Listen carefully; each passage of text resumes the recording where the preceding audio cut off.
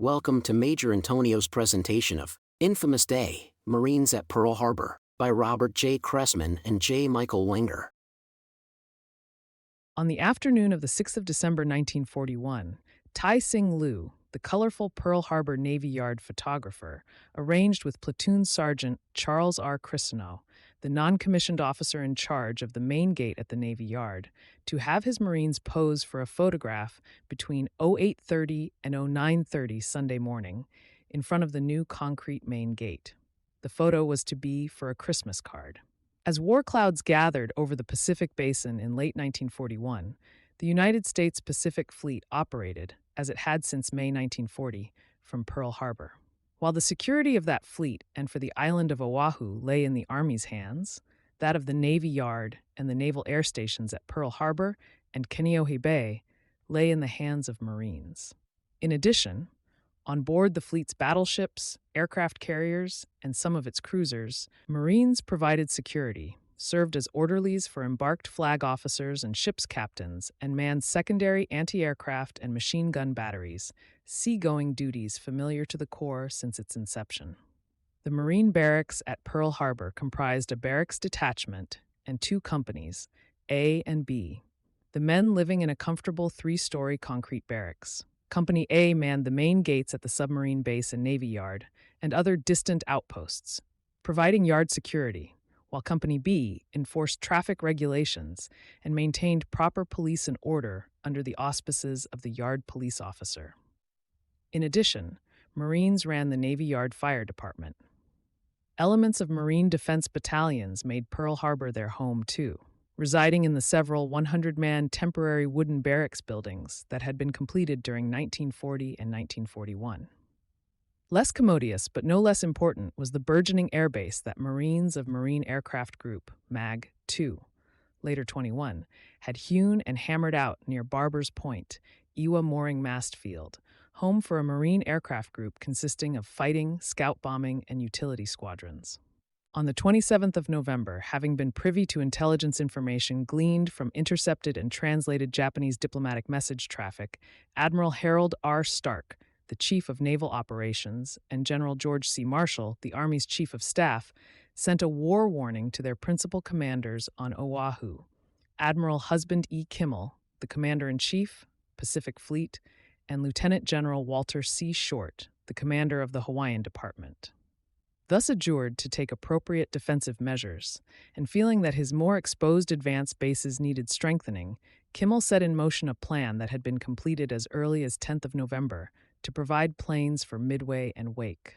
The latter was to receive fighters 12 Grumman F-4F-3 Wildcats of Marine Fighter Squadron, VMF 211, while Midway was to get scout bombers from Marine Scout Bomber Squadron, VMSB 231.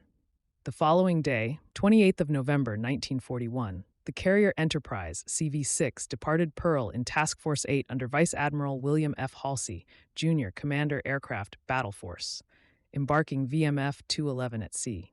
VMSB 231 was to embark in another carrier, Lexington, CV-2, in Task Force 12 under Rear Admiral John H. Newton on the 5th of December. At the outset, apparently no one except the squadron commanders knew their respective destinations. But the men of VMF 211 and VMSB 231, meanwhile, apparently ordered their affairs and made ready for what was to appear as advanced base exercises.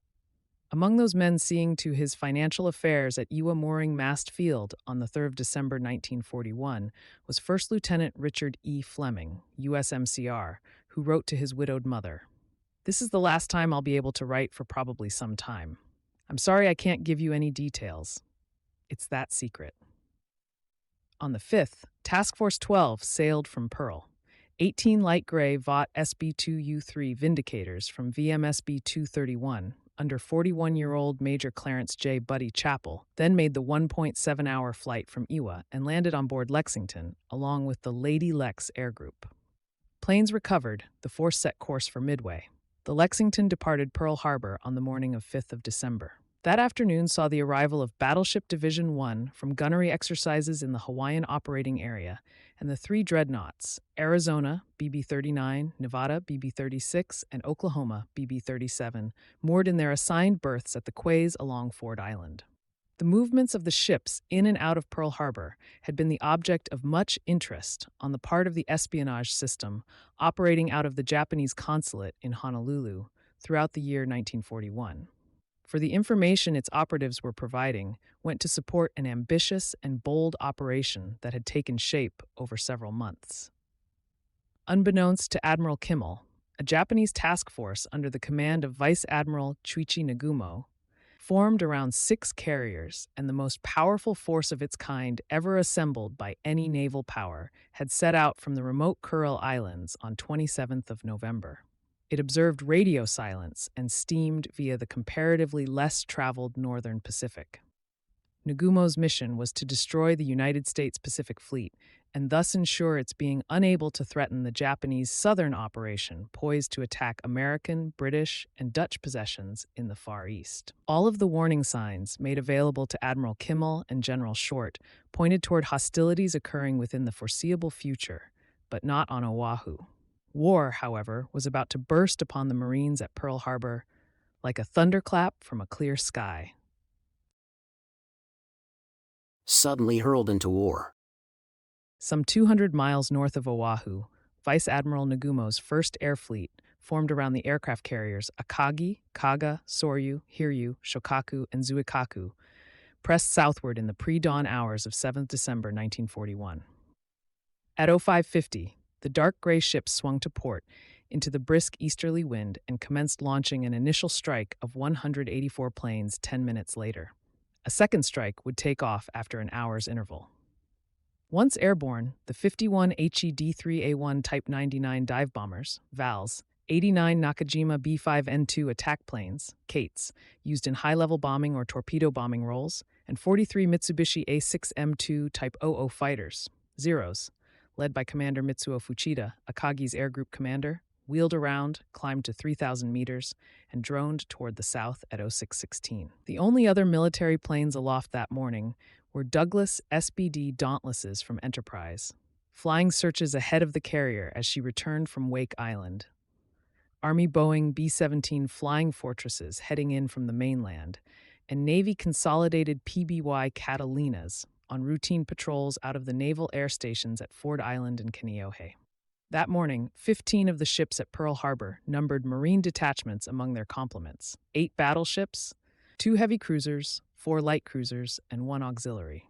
A 16th detachment, assigned to the auxiliary target gunnery training ship Utah AG-16, was ashore on temporary duty at the 14th Naval District Rifle Range at Pulua Point. At 0753, Lieutenant Frank Erickson, USCG, the Naval Air Station NAS Ford Island duty officer, watched Privates First Class Frank Dudovic and James D. Young and Private Paul O. Zeller, USMCR, the Marine Color Guard, march up and take post for colors. Satisfied that all looked in order outside, Erickson stepped back into the office to check if the assistant officer of the day was ready to play the recording for sounding colors on the loudspeaker. The sound of 2 heavy explosions, however, sent the Coast Guard pilot running to the door. He reached it just in time to see a Kate fly past 1010 dock and release a torpedo. The markings on the plane, which looked like balls of fire, left no question as to its identity. The explosion of the torpedo as it struck the battleship California, BB-44, moored near the administration building, left no doubt as to its intent. The Marines didn't wait for colors, Erickson recalled later. The flag went right up, but the tune was general quarters. As all hell broke loose around them, Dudovic, Young, and Zeller unflinchingly hoisted the stars and stripes with the same smartness and precision that had characterized their participation in peacetime ceremonies. At the crew barracks on Ford Island, Corporal Clifton Webster and Private First Class Albert E. Yale headed for the roof immediately after general quarters sounded. In the direct line of fire from strafing planes, they set up a machine gun. Across Oahu, as Japanese planes swept in over Nass Kaneohe Bay, the Marine detachment there, initially the only men who had weapons, hurried to their posts and began firing at the attackers. Since the American aircraft carriers were at sea, the Japanese targeted the battleships, which lay moored off Ford Island. At one end of Battleship Row lay Nevada. At 8:02, the battleship's .50 caliber machine guns opened fire on the torpedo planes bearing down on them from the direction of the Navy Yard. Her gunners believed that they had shot one down almost immediately. An instant later, however, a torpedo penetrated her port side and exploded. Ahead of Nevada lay Arizona, with the repair ship Vestal, AR-4, alongside, preparing for a tender availability. Major Alan Shapley had been relieved the previous day as detachment commanding officer by Captain John H. Earl, Jr., who had come over to Arizona from Tennessee, BB-43. Awaiting transportation to the Naval Operating Base San Diego and assignment to the 2nd Marine Division, Shapley was lingering on board to play first base on the battleship's baseball team in a game scheduled with the squad from the carrier Enterprise, CV-6. After the morning meal, he started down to his cabin to change. Seated at breakfast, Sergeant John M. Baker heard the air raid alarm, followed closely by an explosion in the distance and machine gun fire. Corporal Earl C. Nightingale, leaving the table, had paid no heed to the alarm at the outset, since he had no anti-aircraft battle station, but ran to the door on the port side that opened out onto the quarterdeck at the sound of the distant explosion. Looking out, he saw what looked like a bomb splash alongside Nevada. Marines from the ship's color guard then burst breathlessly into the messing compartment, saying that they were being attacked. As general quarters sounded, Baker and Nightingale, among the others, headed for their battle stations. Aft, congestion at the starboard ladder that led through casemate number 9 prompted Second Lieutenant Carlton E. Simonson, USMCR, the ship's junior Marine officer, to force his way through. Both Baker and Nightingale noted in passing that the 5-inch 51 there was already manned, and Baker heard Corporal Bernice L. Bond, the gun captain, tell the crew to train it out. Nightingale noted that the men seemed extremely calm and collected. As Lieutenant Simonson led the Marines up the ladder on the starboard side of the mainmast tripod, an 800-kilogram converted armor-piercing shell dropped by a Kate from Kaga ricocheted off the side of turret 4. Penetrating the deck, it exploded in the vicinity of the captain's pantry. Sergeant Baker was following Simonson up the mainmast when the bomb exploded, shrapnel cutting down the officer as he reached the first platform. He crumpled to the deck. Nightingale, seeing him flat on his back, bent over him to see what he could do, but Simonson, dying, motioned for his men to continue on up the ladder. Nightingale continued up to secondary aft and reported to Major Shapley that nothing could be done for Simonson. An instant later, a rising babble of voices in the secondary station prompted Nightingale to call for silence. No sooner had the tense quiet settled in when suddenly a terrible explosion shook the ship, as a second 800-kilogram bomb dropped by a Kate from Hiryu penetrated the deck near turret 2 and set off Arizona's forward magazines. An instant after the terrible fireball mushroomed upward, Nightingale looked out and saw a mass of flames forward of the mainmast, and much in the tradition of Private William Anthony of the Maine reported that the ship was afire. Note: Private Anthony, an instant after the explosion, mortally damaged the battleship Maine in Havana Harbor on the 15th of February 1898, made his way to the captain's cabin, where he encountered that officer in the passageway outside. Drawing himself to attention, Anthony reported that the ship was sinking. "We might as well go below," Major Shapley said, looking around. "We're no good here." Sergeant Baker started down the ladder. Nightingale, the last man out, followed Shapley down the port side of the mast, the railings hot to the touch as they made their way below. Baker had just reached the searchlight platform when he heard someone shout, "You can't use the ladder." Private First Class Kenneth D. Goodman, hearing that and apparently assuming, incorrectly, as it turned out, that the ladder down was indeed unusable, instinctively leapt in desperation to the crown of turret 3. Miraculously, he made the jump with only a slight ankle injury. Shapley, Nightingale, and Baker, however, among others, stayed on the ladder and reached the boat deck, only to find it a mass of wreckage and fire, with the bodies of the slain lying thick upon it. Badly charred men staggered to the quarterdeck. Some reached it only to collapse and never rise. Among them was Corporal Bond, burned nearly black, who had been ordering his crew to train out number 9, 5-inch 51 at the outset of the battle. Sadly, he would not survive his wounds. Shapley and Corporal Nightingale made their way across the ship between Turret 3 and Turret 4, where Shapley stopped to talk with Lieutenant Commander Samuel G. Fuqua, Arizona's first lieutenant and, by that point, the ship's senior officer on board. Fuqua, who appeared exceptionally calm as he helped men over the side, listened as Shapley told him that it appeared that a bomb had gone down the stack and triggered the explosion that doomed the ship. Since fighting the massive fires consuming the ship was a hopeless task, Fuqua told the Marine that he had ordered Arizona abandoned. Fuqua, the first man Sergeant Baker encountered on the quarterdeck, proved an inspiration. His calmness gave me courage, Baker later declared, and I looked around to see if I could help. Fuqua, however, ordered him over the side, too. Baker complied. Shapley and Nightingale, meanwhile, reached the mooring quay alongside which Arizona lay when an explosion blew them into the water. Nightingale started swimming for a pipeline 150 feet away, but soon found that his ebbing strength would not permit him to reach it. Shapley, seeing the enlisted man's distress, swam over and grasped his shirt front and told him to hang on to his shoulders.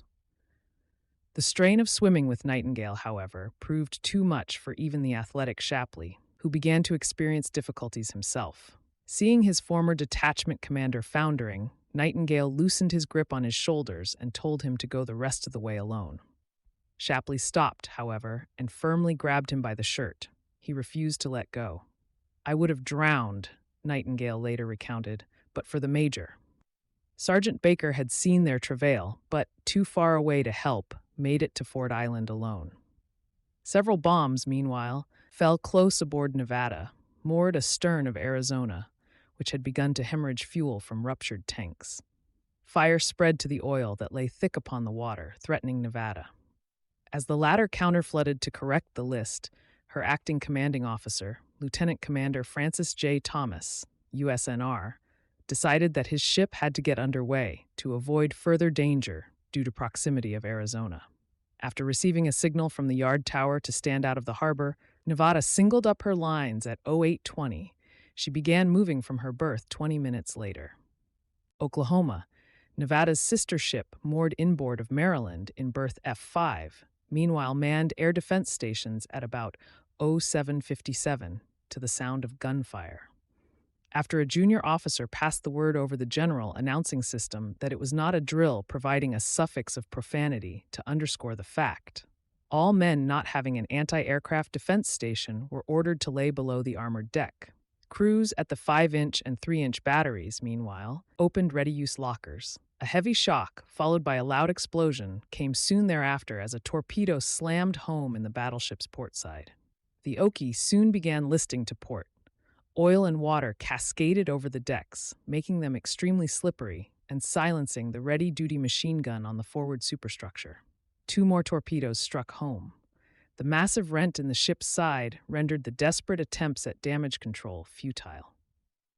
As Ensign Paul H. Backus hurried from his room to his battle station on the signal bridge, he passed his friend, Second Lieutenant Harry H. Gaver, Jr., one of Oklahoma's Marine Detachment junior officers, on his knees, attempting to close a hatch on the port side alongside the barbette of Turret 1. Part of the trunk, which led from the main deck to the magazines. There were men trying to come up from below at the time Harry was trying to close the hatch. Backus never saw Gaver again. As the list increased and the oily, wet decks made even standing up a chore, Oklahoma's acting commanding officer ordered her abandoned to save as many lives as possible. Directed to leave over the starboard side, away from the direction of the roll, most of Oklahoma's men managed to get off, to be picked up by boats arriving to rescue survivors. Sergeant Thomas E. Haley and Privates First Class Marlon S. Seal and James H. Curran, Jr., swam to the nearby Maryland. Haley and Seal turned to the task of rescuing shipmates, Seal remaining on Maryland's blister ledge throughout the attack, pulling men from the water. Later, although inexperienced with that type of weapon, Haley and Curran manned Maryland's anti-aircraft guns. West Virginia rescued Privates George B. Bierman and Carl R. McPherson, who not only helped rescue others from the water, but also helped to fight that battleship's fires. Sergeant Woodrow A. Polk, a bomb fragment in his left hip, sprained his right ankle in abandoning ship while someone clambered into a launch over Sergeant Leo G. Weirs and nearly drowned him in the process.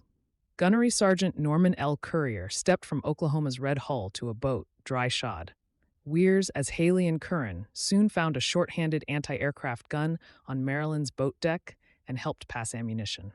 Private First Class Arthur J. Brucktinus, whose column in the December 1941 issue of the Leatherneck would be the last to chronicle the peacetime activities of Oklahoma's Marines, dislocated his left shoulder in the abandonment but survived. A little over 2 weeks shy of his 23rd birthday, Corporal Willard D. Darling, an Oklahoma Marine who was a native Oklahoman, had meanwhile clambered on board a motor launch. As it headed shoreward, Darling saw 51-year-old Commander Fred M. Rohow, Medical Corps, the capsized battleship's senior medical officer, in a state of shock, struggling in the oily water. Since Rohow seemed to be drowning, Darling unhesitatingly dove in and, along with shipfitter First Class William S. Thomas, kept him afloat until a second launch picked them up. Strafing Japanese planes and shrapnel from American guns falling around them prompted the abandonment of the launch at a dredge pipeline, so Darling jumped in and directed the doctor to follow him. Again, the Marine rescued Rohow, who proved too exhausted to make it on his own, and towed him to shore. Maryland, meanwhile, inboard of Oklahoma, promptly manned her anti-aircraft guns at the outset of the attack, her machine guns opening fire immediately. She took 2 bomb hits, but suffered only minor damage. Her Marine detachment suffered no casualties. On board Tennessee, BB-43, Marine Captain Chevy S. White, who had just turned 28 the day before, was standing officer of the deck watch as that battleship lay moored inboard of West Virginia, BB-48, in berth F6. Since the commanding officer and the executive officer were both ashore, command devolved upon Lieutenant Commander James W. Adams, Jr., the ship's gunnery officer. Summoned topside at the sound of the general alarm and hearing "all hands to general quarters" over the ship's general announcing system, Adams sprinted to the bridge and spotted White en route. Over the din of battle, Adams shouted for the Marine to get the ship in condition Z as quickly as possible. White did so. By the time Adams reached his battle station on the bridge, White was already at his own battle station, directing the ship's anti-aircraft guns. During the action, in which the ship took 1 bomb that exploded on the center gun of turret 2 and another that penetrated the crown of turret 3, the latter breaking apart without exploding, White remained at his unprotected station, coolly and courageously directing the battleship's anti-aircraft battery. Tennessee claimed 4 enemy planes shot down. West Virginia, outboard of Tennessee, had been scheduled to sail for Puget Sound, due for overhaul on the 17th of November, but had been retained in Hawaiian waters owing to the tense international situation. In her exposed moorings, she thus absorbed 6 torpedoes, while a 7th blew her rudder free. Prompt counterflooding, however, prevented her from turning turtle as Oklahoma had done, and she sank upright alongside Tennessee. On board California, moored singly off the administration building at the Naval Air Station, junior officer of the deck on board had been Second Lieutenant Clifford B. Drake. Relieved by Ensign Herbert C. Jones, USNR, Drake went down to the wardroom for breakfast, Cadota figs, followed by steak and eggs, where, around 07:55, he heard airplane engines and explosions as Japanese dive bombers attacked the air station. The general quarters alarm then summoned the crew to battle stations. Drake, forsaking his meal, hurried to the foretop. By 08:03, the 2 ready machine guns forward of the bridge had opened fire, followed shortly thereafter by guns number 2 and 4 of the anti-aircraft battery. As the gunners depleted the ready-use ammunition, however, 2 torpedoes struck home in quick succession. California began to settle as massive flooding occurred. Meanwhile, fumes from the ruptured fuel tanks, she had been fueled to 95% capacity the previous day, drove out the men assigned to the party attempting to bring up ammunition for the guns by hand. A call for men to bring up additional gas masks proved fruitless, as the volunteers, who included Private Arthur E. Sr., could not reach the compartment in which they were stored. California's losing power because of the torpedo damage soon relegated Lieutenant Drake, in her foretop, to the role of a reporter of what was going on, a somewhat confused young lieutenant suddenly hurled into war. As California began listing after the torpedo hits, Drake began pondering his own ship's fate. Comparing his ship's list with that of Oklahoma's, he dismissed California's rolling over, thinking, who ever heard of a battleship capsizing? Oklahoma, however, did a few moments later. Meanwhile, at about 08:10, in response to a call for a chain of volunteers to pass 5-inch .25 ammunition, Private Senior again stepped forward and soon clambered down to the CL division compartment. There he saw Ensign Jones, Lieutenant Drake's relief earlier that morning, standing at the foot of the ladder on the third deck, directing the ammunition supply. For almost 20 minutes, Senior and his shipmates toiled under Jones' direction until a bomb penetrated the main deck at about 08:30 and exploded on the second deck, plunging the compartment into darkness. As acrid smoke filled the compartment, Senior reached for his gas mask, which he had lain on a shell box behind him, and put it on. Hearing someone say, "Mr. Jones has been hit," Senior flashed his flashlight over on the ensign's face and saw that it was all bloody. His white coat also had blood all over it. Senior and another man then carried Jones as far as the M Division compartment, but the ensign would not let them carry him any further. "Leave me alone," he gasped insistently. "I'm done for. Get out of here before the magazines go off." Soon thereafter, however, before he could get clear, Senior felt the shock of an explosion from down below and collapsed, unconscious. Jones' gallantry, which earned him a posthumous Medal of Honor, impressed Private Howard M. Haynes, who had been confined before the attack, awaiting a bad conduct discharge. After the battle, a contrite Haynes, a mean character who had shown little or no respect for anything or anyone before 7th of December, approached Lieutenant Drake and said that he, Haynes, was alive because of the actions that Ensign Jones had taken. "God," he said, "give me a chance to prove I'm worth it." His actions that morning in the crucible of war earned Haynes a recommendation for retention in the service. Most of California's Marines, like Haynes, survived the battle. Private First Class Earl D. Wallen and Privates Roy E. Lee, Jr. and Shelby C. Shook, however, did not. Nor did the badly burned Private First Class John A. Blount, Jr., who succumbed to his wounds on the 9th of December. Nevada's attempt to clear the harbor, meanwhile, inspired those who witnessed it. Her magnificent effort prompted a stepped-up effort by Japanese dive bomber pilots to sink her. One 250-kilogram bomb hit her boat deck just aft of a ventilator trunk and 12 feet to the starboard side of the center line, about halfway between the stack and the end of the boat deck, setting off laid-out 5-inch ready-use ammunition. Spraying fragments decimated the gun crews. The explosion wrecked the galley and blew open the starboard door of the compartment, venting into casemate number 9 and starting a fire that swept through the casemate, wrecking the gun.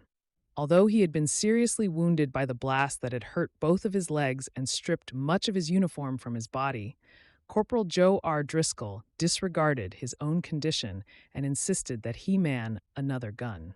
He refused medical treatment, assisting other wounded men instead, and then helped battle the flames. He did not quit until those fires were out. Another 250-kilogram bomb hit Nevada's bridge, penetrating down into casemate number 6 and starting a fire. The blast had also severed the water pipes, providing circulating water to the water-cooled machine guns on the foremast guns in the charge of Gunnery Sergeant Charles E. Douglas. Intense flames enveloped the forward superstructure, endangering Douglas and his men, and prompting orders for them to abandon their station. They steadfastly remained at their posts, however, keeping the .50 caliber Brownings firing amidst the swirling black smoke until the end of the action. Unlike the battleships the enemy had caught moored on Battleship Row, Pennsylvania, BB-38, the fleet flagship lay on keel blocks, sharing dry dock number 1 at the Navy Yard with Cassin, DD-372, and Downs, DD-375, 2 destroyers side by side ahead of her. 3 of Pennsylvania's 4 propeller shafts had been removed, and she was receiving all steam, power, and water from the yard. Although her being in dry dock had excused her from taking part in anti-aircraft drills, her crew swiftly manned her machine guns after the first bombs exploded among the PBY flying boats parked on the south end of Ford Island. Air defense stations then sounded, followed by general quarters. Men knocked the locks off ready-use ammunition stowage, and Pennsylvania opened fire about 0802. The fleet flagship and the two destroyers nestled in the dry dock ahead of her led a charmed life until dive bombers from Soryu and Hiryu targeted the dry dock area between 0830 and 0915. One bomb penetrated Pennsylvania's boat deck, just to the rear of 5-inch 25 gun number 7, and detonated in casemate number 9. Of Pennsylvania's Marine Detachment, 2 men, Privates Patrick P. Tobin and George H. Wade, Jr., died outright, 13 fell wounded, and 6 were listed as missing. 3 of the wounded, Corporal Morris E. Nations and Jesse C. Vincent, Jr., and Private First Class Floyd D. Stewart, died later the same day. As the onslaught descended upon the battleships and the air station, Marine detachments hurried to their battle stations on board other ships elsewhere at Pearl. In the Navy Yard lay Argonne, AG-31, the flagship of the base force, the heavy cruisers New Orleans, CA-32, and San Francisco, CA-38, and the light cruisers Honolulu, CL-48, St. Louis, CL-49, and Helena, CL-50. To the northeast of Ford Island lay the light cruiser Phoenix, CL-43. Although Utah was torpedoed and sunk at her berth early in the attack, her 14 Marines, on temporary duty at the 14th Naval District Rifle Range, found useful employment combating the enemy. The Fleet Machine Gun School lay on Oahu's south coast, west of the Pearl Harbor entrance channel at Fort Weaver. The men stationed there, including several Marines on temporary duty from the carrier Enterprise and the battleships California and Pennsylvania, sprang to action at the first sounds of war. Working with the men from the rifle range, all hands set up and mounted guns, and broke out and belted ammunition between 0755 and 0810. All those present at the range were issued pistols or rifles from the facility's armory. Soon after the raid began, Platoon Sergeant Harold G. Edwards set about securing the camp against any incursion the Japanese might attempt from the landward side, and also supervised the emplacement of machine guns along the beach. Lieutenant J.G. Roy R. Nelson, the officer in charge of the rifle range, remembered the many occasions when Captain Frank M. Reineck, commanding officer of Utah's Marine Detachment and the senior instructor at the Fleet Machine Gun School, and as his Naval Academy classmates remembered, quite a conversationalist, had maintained that the school's weapons would be a great asset if anybody ever attacked Hawaii. By 0810, Reineck's gunners stood ready to prove the point and soon engaged the enemy. Most likely torpedo planes clearing Pearl Harbor, or high-level bombers approaching from the south. Nearby Army units, perhaps alerted by the Marines' fire, opened up soon thereafter. Unfortunately, the eager gunners succeeded in downing one of 2 SBDs from Enterprise that were attempting to reach Hickam Field. An Army crash boat, fortunately, rescued the pilot and his wounded passenger soon thereafter. On board Argonne, meanwhile, alongside 1010 dock, her Marines manned her starboard 3-inch 23 battery and her machine guns. Commander Fred W. Connor, the ship's commanding officer, later credited Corporal Alfred Schlag with shooting down one Japanese plane as it headed for Battleship Row. When the attack began, Helena lay moored alongside 1010 dock, the venerable mine layer Oglala, CM3, outboard. A signalman standing watch on the light cruiser's signal bridge at 0757 identified the planes over Ford Island as Japanese, and the ship went to general quarters. Before she could fire a shot in her own defense, however, one 800-kilogram torpedo barreled into her starboard side about a minute after the general alarm had begun summoning her men to their battle stations. The explosion vented up from the forward engine room through the hatch and passageways, catching many of the crew running to their stations, and started fires on the third deck. Platoon Sergeant Robert W. Teague, Privates First Class Paul F. Hubner, Jr., and George E. Johnson, and Private Lester A. Morris were all severely burned. Johnson later died. To the southeast, New Orleans lay across the pier from her sister ship San Francisco. The former went to general quarters soon after enemy planes had been sighted dive-bombing Ford Island around 0757. At 0805, as several low-flying torpedo planes roared by, bound for Battleship Row, Marine sentries on the fantail opened fire with rifles and .45s. New Orleans' men, meanwhile, so swiftly manned the 1.2-inch 75 quads and .50 caliber machine guns under the direction of Captain William R. Collins, the commanding officer of the ship's Marine detachment, that the ship actually managed to shoot at torpedo planes passing her stern. San Francisco, however, under major overhaul with neither operative armament nor major caliber ammunition on board, was thus restricted to having her men fire small arms at whatever Japanese planes came within range. Some of her crew, though, hurried over to New Orleans, which was near missed by one bomb, and helped man her 5-inchers.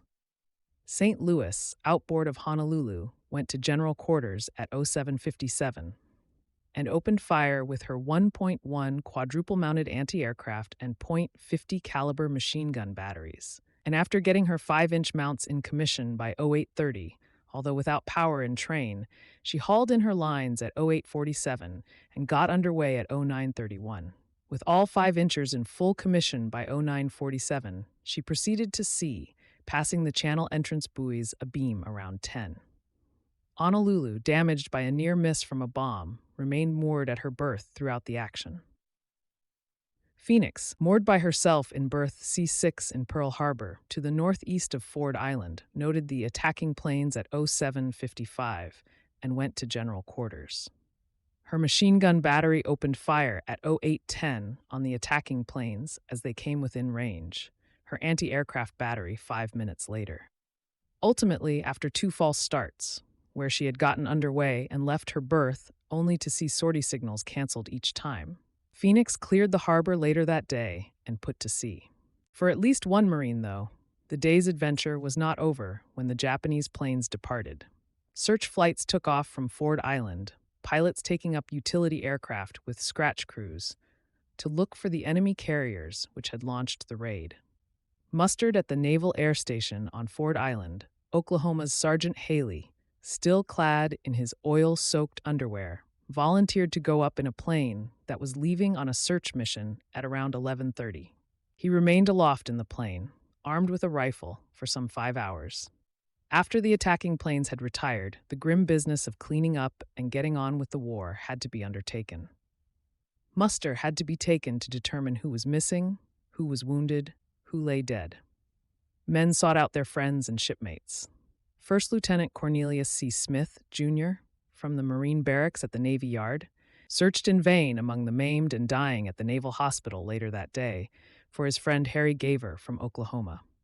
Death respected no rank. The most senior Marine to die that day was Lieutenant Colonel Daniel R. Fox, the decorated World War I hero and the Division Marine officer on the staff of the Commander, Battleship Division I, Rear Admiral Isaac C. Kidd, who, along with Lieutenant Colonel Fox, had been killed in Arizona. The tragedy of Pearl Harbor struck some families with more force than others.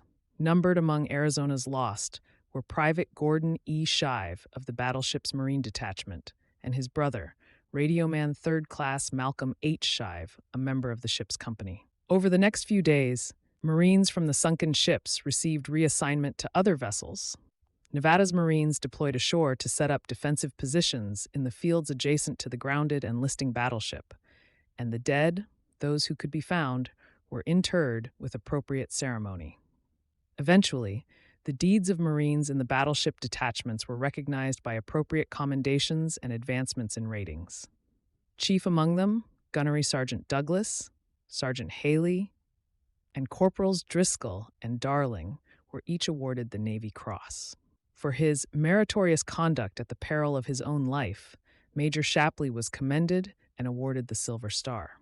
Lieutenant Simonson was awarded a posthumous Bronze Star, while Tennessee's commanding officer commended Captain White for the way in which he had directed that battleship's anti-aircraft guns that morning. Titanic salvage efforts raised some of the sunken battleships, California, West Virginia, and Nevada, and they, like the surviving Marines, went on to play a part in the ultimate defeat of the enemy who had begun the war with such swift and terrible suddenness. They caught us flat-footed.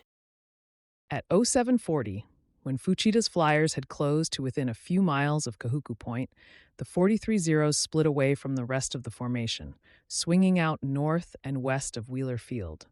the headquarters of the Hawaiian Air Force's 18th Pursuit Wing. Passing further to the south, at about 0745, the Soryu and Hiryu divisions executed a hard diving turn to port and headed north toward Wheeler. 11 Zeros from Shokaku and Zuikaku simultaneously left the formation and flew east, crossing over Oahu north of Pearl Harbor to attack Nass Kaneohe Bay. 18 from Akagi and Kaga headed toward what the Japanese called Babasu Pointo Hikojo, Barber's Point Airdrome, Ewa Mooring Mast Field. Sweeping over the Waianae Range, Lieutenant Commander Shigeru Itaya led Akagi's 9 Zeros, while Lieutenant Yoshio Shiga headed another division of 9 from Kaga. After the initial attack, Itaya and Shiga were to be followed by divisions from Soryu, under Lieutenant Masaji Suganami, and Hiryu under Lieutenant Kiyokuma Okajima, which were at that moment involved in attacking Wheeler to the north. In the officers' mess at Iwa, the officer of the day, Captain Leonard W. Ashwell of VMJ 252, noticed 2 formations of aircraft at 0755. The first looked like 18 torpedo planes, flying at 1,000 feet toward Pearl Harbor from Barber's Point, but the second to the northwest comprised about 21 planes, just coming over the hills from the direction of Nanakuli, also at an altitude of about 1,000 feet. Ashwell, intrigued by the sight, stepped outside for a better look. The second formation of single-seat fighters, the 2 divisions from Akagi and Kaga, flew just to the north of Iwa and wheeled to the right. Then, flying in a string formation, they commenced firing. Recognizing the planes as Japanese, Ashwell burst back into the mess, shouting, "Air raid! Air raid! Pass the word!" He then sprinted for the guardhouse to have call to arms sounded. That Sunday morning, Technical Sergeant Henry H. Anglin, the non-commissioned officer in charge of the photographic section at Iwa, had driven from his Pearl City home with his 3-year-old son Hank to take the boy's picture at the station. The senior Anglin had just positioned the lad in front of the camera and was about to take the photo. The picture was to be a gift to the boy's grandparents when they heard the mingled noise of airplanes and machine guns. Roaring down to within 25 feet of the ground, Itaya's group most likely carried out only 1 pass at their targets before moving on to Hickam, the headquarters of the Hawaiian Air Force's 18th Bombardment Wing. Thinking that Army pilots were showing off, Sergeant Anglin stepped outside the photographic section tent and, along with some other enlisted men, watched planes bearing Japanese markings strafing the edge of the field. Then, the planes began roaring down toward the field itself, and the bullets from their cowl and wing-mounted guns began kicking up puffs of dirt. "Look, live ammunition," somebody said or thought. "Somebody'll go to prison for this." Shiga's pilots, like Itaya's, concentrated on the tactical aircraft lined up neatly on Iwa's northwest apron with short bursts of 7.7 and 20mm machine gun fire. Shiga's pilots, unlike Itaya's, however, reversed course over the treetops and repeated their blistering attacks from the opposite direction. Within minutes, most of MAG-21's planes sat ablaze and exploding, black smoke corkscrewing into the sky. The enemy spared none of the planes. The gray SBD-1s and My-2s of VMSB 232 and the 7 spare SB-2U3s left behind by VMSB 231 when they embarked in Lexington just 2 days before. VMF 211's remaining F-4 F-3s, left behind when the squadron deployed to Wake well over a week before, likewise began exploding in flame and smoke. At his home on Iwa Beach, 3 miles southeast of the air station, Captain Richard C. Mangrum, VMSB 232's flight officer, sat reading the Sunday comics. Often residents of that area had heard gunnery exercises, but on a Sunday morning? The chatter of gunfire and the dull thump of explosions, however, drew Mangrum's attention away from the cartoons. As he looked out his front door, planes with red ball markings on the wings and fuselage roared by at very low altitude, bound for Pearl Harbor. Up the valley in the direction of Wheeler Field, smoke was boiling skyward, as it was from Iwa. As he set out for Iwa on an old country road, wives and children of Marines who lived in the Iwa Beach neighborhood began gathering at the Mangrum's house. Elsewhere in the Iwa Beach community, Mrs. Charles S. Barker, Jr., wife of Master Technical Sergeant Barker, the chief clerk in MAG-21's operations office, heard the noise and asked, "What's all the shooting?" Barker, clad only in beach shorts, looked out his front door, saw and heard a plane fly by at low altitude, and then saw splashes along the shoreline from strafing planes marked with red Hinamaru. Running out to turn off the water hose in his front yard and seeing a small explosion nearby, probably an anti-aircraft shell from the direction of Pearl, Barker had seen enough. He left his wife and baby with his neighbors and set out for Iwa. The strafers who singled out cars moving along the roads that led to Iwa proved no respecter of persons. MAG 21's commanding officer, Lieutenant Colonel Claude A. Sheriff Larkin, en route from Honolulu, was about a mile from Iwa in his 1930 Plymouth when a Zero shot at him. He momentarily abandoned the car for the relative sanctuary of a nearby ditch, not even bothering to turn off the engine, and then, as the strafer roared out of sight, sprinted back to the vehicle, jumped back in, and sped on. He reached his destination at 08:05, just in time to be machine-gunned again by one of Admiral Nagumo's fighters. Soon thereafter, Larkin's good fortune at remaining unwounded amidst the attack ran out, as he suffered several penetrating wounds, the most painful of which included one on the top of the middle finger of his left hand and another on the front of his lower left leg, just above the top of his shoe. Refusing immediate medical attention, though, Larkin continued to direct the defense of Iwa Field. Pilots and ground crewmen alike rushed out onto the mat to try to save their planes from certain destruction. At least a few pilots intended to get airborne, but could not because most of their aircraft were either afire or riddled beyond any hope of immediate use.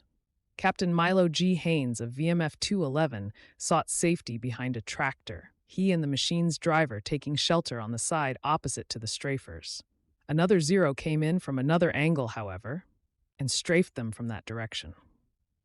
Spraying bullets clipped off Haynes' necktie just beneath his chin. Then, as a momentarily relieved Haynes put his right hand at the back of his head, a bullet lacerated his right little finger and a part of his scalp. In the midst of the confusion, an excited 3-year-old Hank Anglin innocently took advantage of his father's distraction with the battle and wandered toward the mat. All of the noise seemed like a lot of fun. Sergeant Anglin ran after his son, got him to the ground, and shielding him with his own body, crawled some 35 yards, little puffs of dirt coming near them at times.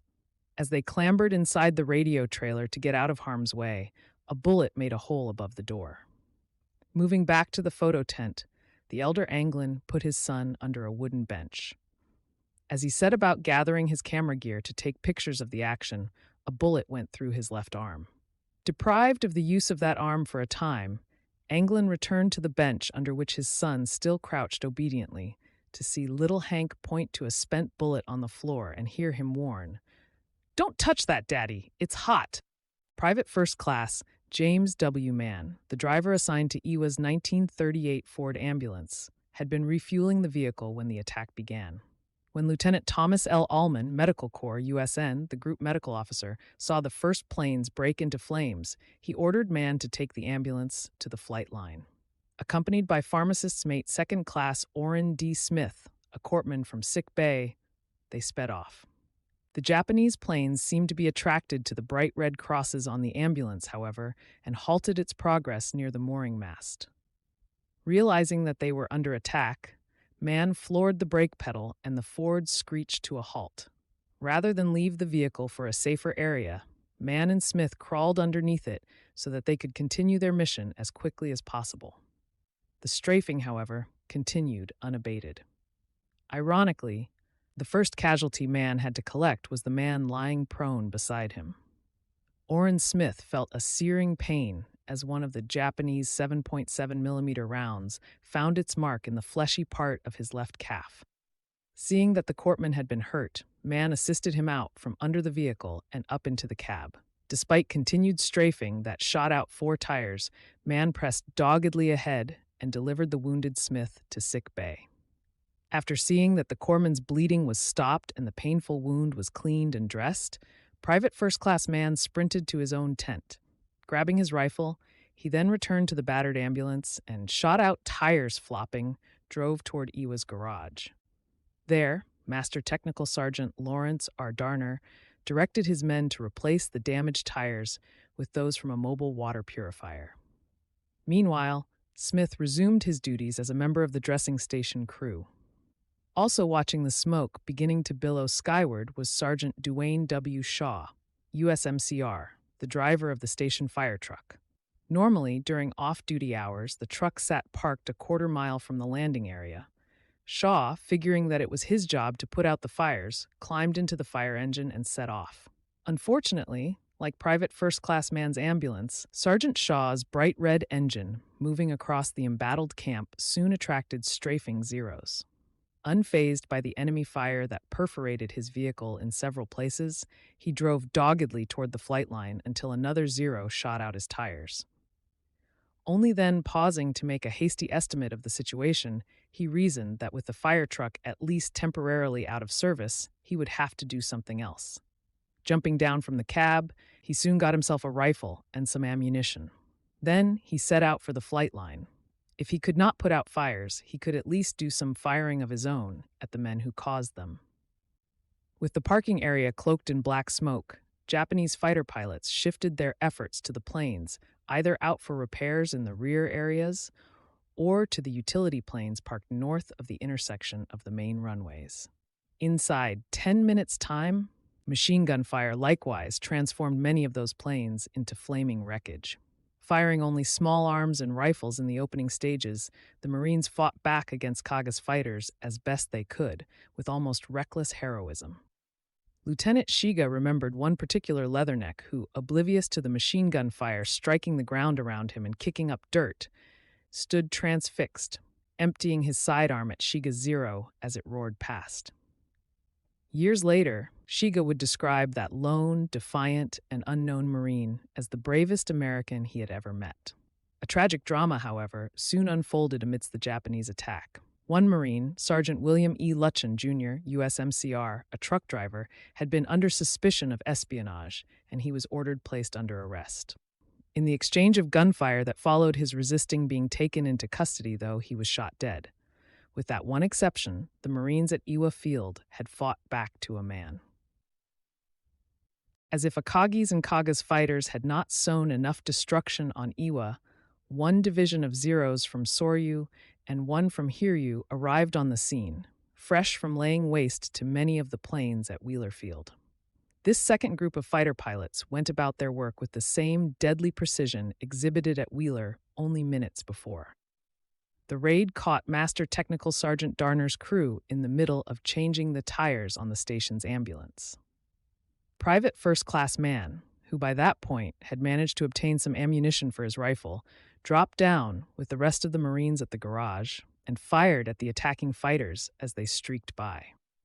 Lieutenant Kiyokuma Okajima led his 6 fighters down through the rolling smoke, executing strafing attacks until ground fire holed the forward fuel tank of his wingman, Petty Officer First Class Kazuo Muranaka.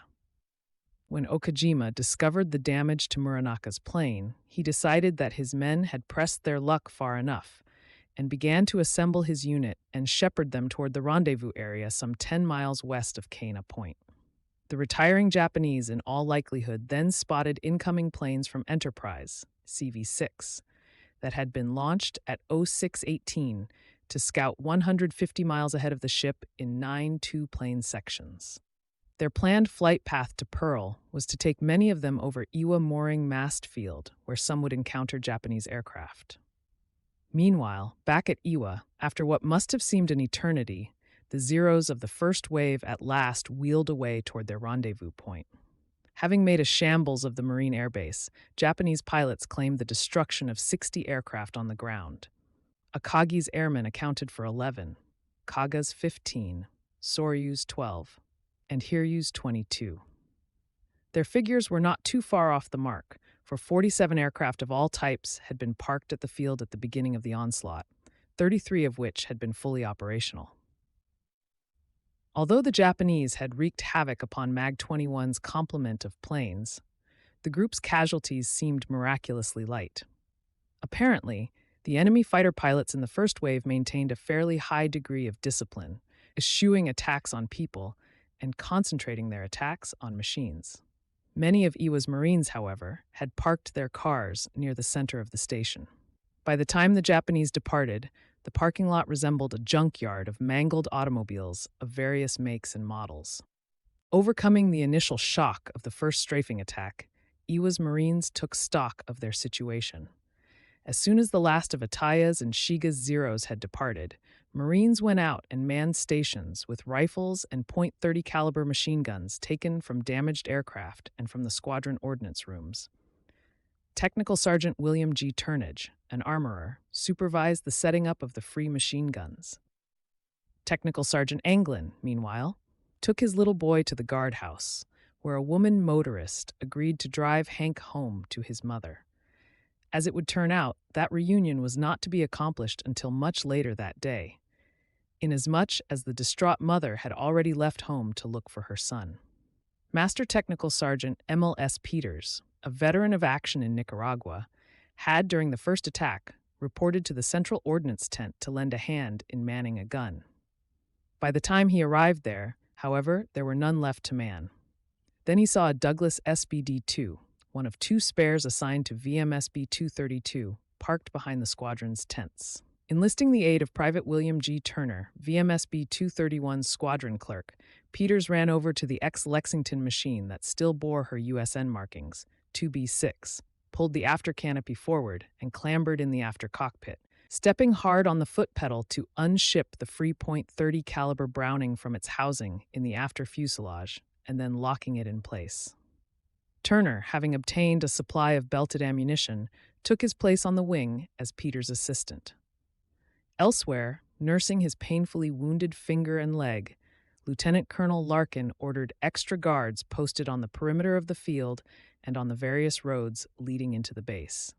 Men not engaged in active defense went to work fighting the many fires. Drivers parked what trucks and automobiles had remained intact on the runways to prevent any possible landings by airborne troops. Although hardly transforming Iwa into a fortress, the Marines ensured that they would be ready for any future attack. Undoubtedly, most of the men at Iwa expected, correctly, that the Japanese would return. At about 08:35, enemy planes again made their appearance in the sky over Iwa, but this time, Marines stood or crouched ready and waiting for what proved to be Lieutenant Commander Takahashi's dive-bombing unit from Shokaku, returning from its attacks on the Naval Air Station at Pearl Harbor and the Army's Hickam Field, roaring in from just above the treetops. Initially, their targets appeared to be the planes, but, seeing that most had already been destroyed, the enemy pilots turned to strafing buildings and people in a heavy and prolonged assault. Better prepared than they had been when Lieutenant Commander Itaya's Zeros had opened the battle, Iwa's Marines met Takahashi's Vals with heavy fire from rifles, Thompson submachine guns, .30 caliber machine guns, and even pistols. In retaliation, after completing their strafing runs, the Japanese pilots pulled up in steep wingovers, allowing their rear seat gunners to take advantage of the favorable deflection angle to spray the defenders with 7.7mm bullets. Marine observers later recounted that Shokaku's planes also dropped light bombs, perhaps of the 60-kilogram variety, as they counted 5 small craters on the field after the attack. In response to the second onslaught, as they had in the first, all available Marines threw themselves into the desperate defense of their base. The additional strafing attacks started numerous fires within the camp area, adding new columns of dense smoke to those still rising from the planes on the parking apron. Unfortunately, the ground fire seemed far more brave than accurate, because all of Shokaku's dive bombers repeatedly zoomed skyward, seemingly unhurt. Even taking into account possible damage sustained during attacks over Ford Island and Hickam, only 4 of Takahashi's planes sustained any damage over Oahu before they retired. The departure of Shokaku's Vals afforded Lieutenant Colonel Larkin the opportunity to reorganize the camp defenses. There was ammunition to be distributed, wounded men to be succored, and seemingly innumerable fires burning amongst the tents, buildings, and planes to be extinguished. However, around 09:30, yet another flight of enemy planes appeared, about 15 Vals, from Kaga and Hiryu. Although the pilots of those planes had expended their 250-kilogram bombs on ships at Pearl Harbor, they still apparently retained plenty of 7.7mm ammunition, and seemed determined to expend much of what remained upon Iwa. As in the previous attacks by Shokaku's Vals, the last group came in at very low altitude from just over the tops of the trees surrounding the station. Quite taken by the high maneuverability of the nimble dive bombers, which they were seeing at close hand for the second time that day, the Marines mistook them for fighter aircraft with fixed landing gear. Around that time, Lieutenant Colonel Larkin saw an American plane and a Japanese one collide in midair a short distance away from the field. In all probability, Larkin saw Enterprise's ensign John H. L. Vogt's Dauntless collide with a Val. Vogt had become separated from his section leader during the Pearl-bound flight in from the carrier, may have circled offshore, and then arrived over Iwa in time to encounter dive bombers from Kaga or Hiryu. Vogt and his passenger, radioman 3rd Class Sidney Pierce, bailed out of their SBD, but at too low an altitude, for both died in the trees when their chutes failed to deploy fully. Neither of the Japanese crewmen escaped from their Val when it crashed. Fortunately for the Marines, however, the last raid proved comparatively light and ineffectual, something Lieutenant Colonel Larkin attributed to the heavy gunfire thrown skyward.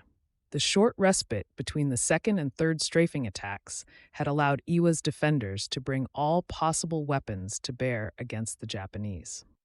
Technical Sergeant Turnage, after having gotten the base's machine guns set up and ready for action, took over one of the mounts himself and fired several bursts into the belly of one Val that began trailing smoke and began to falter soon thereafter. Turnage, however, was by no means the only Marine using his weapon to good effect. Master Technical Sergeant Peters and Private Turner, from their improvised position in the lamed SBD, had let fly at whatever Vals came within range of their gun. The two Marines shot down what witnesses thought were at least 2 of the attacking planes and discouraged strafing in that area of the station. However, the Japanese soon tired of the tenacious bravery of the grizzled veteran and the young clerk, neither of whom flinched in the face of repeated strafing. 2 particular enemy pilots repeatedly peppered the grounded Dauntless with 7.7 millimeter fire, ultimately scoring hits near the cockpit area and wounding both men. Turner toppled from the wing, mortally wounded. Another Marine who distinguished himself during the 3rd strafing attack was Sergeant Carlo Amicheletto of Marine Utility Squadron, VMJ 252. During the first Japanese attack that morning, Micheletto proceeded at once to VMJ 252's parking area and went to work, helping in the attempts to extinguish the fires that had broken out amongst the squadron's parked utility planes.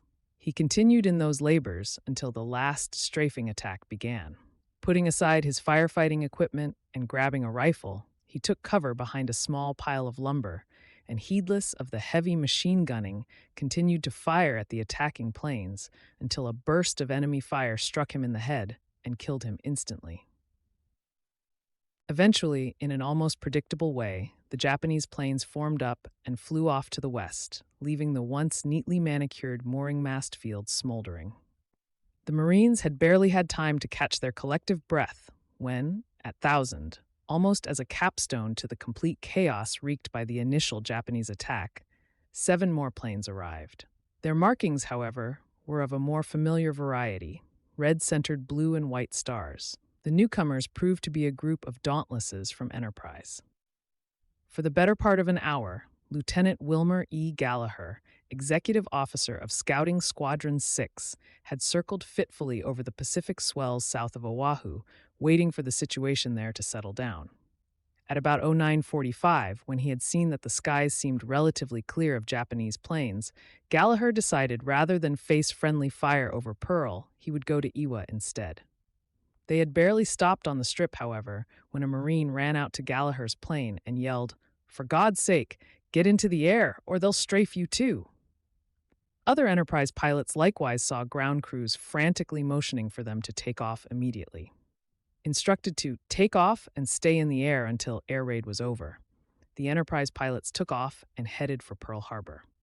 Although all 7 SBDs left Iwa, only 3, Gallagher's, his wingman, Ensign William P. West's, and Ensign Cleo J. Dobson's, would make it as far as Ford Island. A tremendous volume of anti-aircraft fire over the harbor rose to meet what was thought to be yet another attack. Seeing the reception accorded Gallagher, West, and Dobson, the other four pilots, Lieutenant J.G., Hart D. Hilton, and Ensigns Carlton T. Fogg, Edwin J. Kroger, and Frederick T. Weber, wheeled around and headed back to Iwa, landing around 10:15 to find a far better reception that time around. Within a matter of minutes, the Marines began rearming and refueling Hilton's, Kroger's, and Weber's SBDs. The Marines discovered that Fogg's Dauntless, though, had taken a hit that had holed a fuel tank and would require repairs. Although it is unlikely that even one of the Iwa Marines thought so at the time, even as they serviced the Enterprise SBDs which sat on the landing mat, the Japanese raid on Oahu was over. Vice Admiral Nagumo, already feeling that he had pushed his luck far enough, was eager to get as far away from the waters north of Oahu as soon as possible. At least for the time being, the Marines at Iwa had nothing to fear. Not privy to the musings of Nagumo and his staff, however, Lieutenant Colonel Larkin could only wonder what the Marines would do should the Japanese return. At 10:25, he completed a glum assessment of the situation and forwarded it to Admiral Kimmel. While casualties among the Marines had been light, 2 men had been killed and several wounded, the Japanese had destroyed all bombing, fighting, and transport planes on the ground. Iwa had no radio communications, no power, and only one small gas generator in commission. He also informed the Commander-in-Chief, Pacific Fleet, that he would retain the 4 Enterprise planes at Iwa until further orders.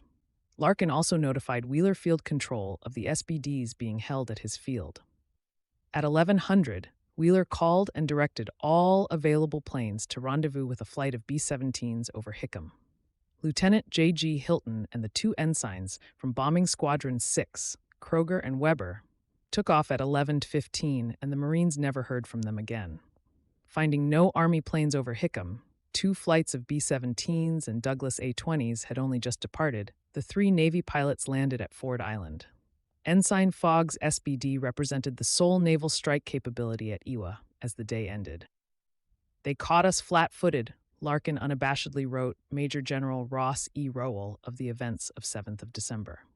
Over the next few months, Iwa would serve as the focal point for Marine aviation activities on Oahu as the service acquired replacement aircraft and began rebuilding to carry out the mission of standing ready to deploy with the fleet wherever it was required. They're kicking the hell out of Pearl Harbor.